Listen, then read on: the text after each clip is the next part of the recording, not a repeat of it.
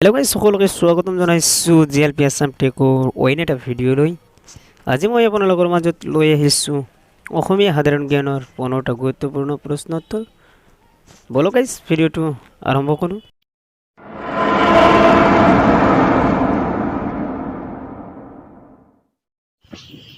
তো বন্ধুসকল প্ৰথম প্ৰশ্নটো হৈছে অসমত জুইশলা তৈয়াৰ কৰা কাৰখানা ক'ত আছে?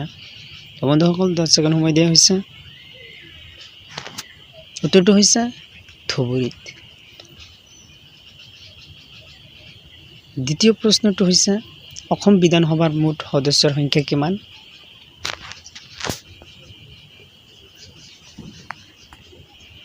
উত্তৰটো হৈছে 126খন। প্ৰশ্ন 3 ভাৰতৰ সৰ্বপ্ৰথম ৰাজ্যখনৰ নাম কি?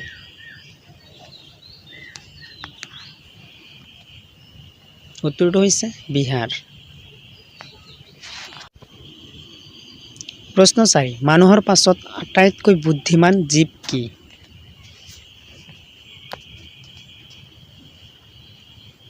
উত্তৰটো হৈছে ডলফিন। প্ৰশ্ন 5 অন্ধ্ৰপ্ৰদেশৰ ৰাজধানীৰ নাম কি?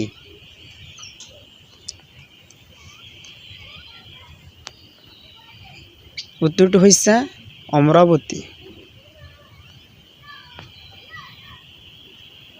প্ৰশ্ন 6 কোন চনত ভাৰতৰ ৰাজধানী কলিকতাৰ পৰা দিল্লীলৈ স্থানান্তৰিত কৰা হয়? উত্তৰটো হৈছে 1911 চন। প্ৰশ্ন 7 অসমৰ প্ৰধান ৰপ্তানি বস্তু কি?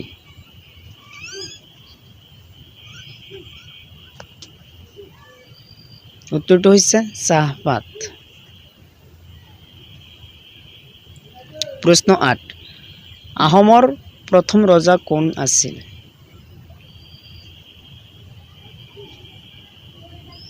উত্তৰটো হৈছে চুকাফা।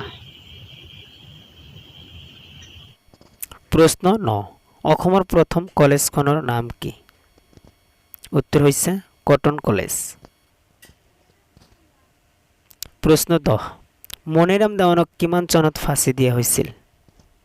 উত্তৰটো হৈছে 1858 চনৰ 26 ফেব্ৰুৱাৰীত।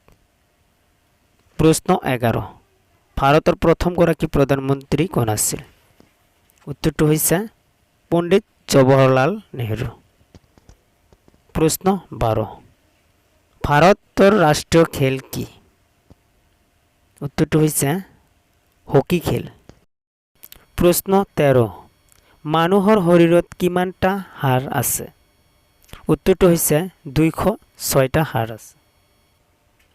প্ৰশ্ন 14 ভাৰতৰ ৰাষ্ট্ৰীয় ফুল কি? উত্তৰটো হৈছে পদুম ফুল।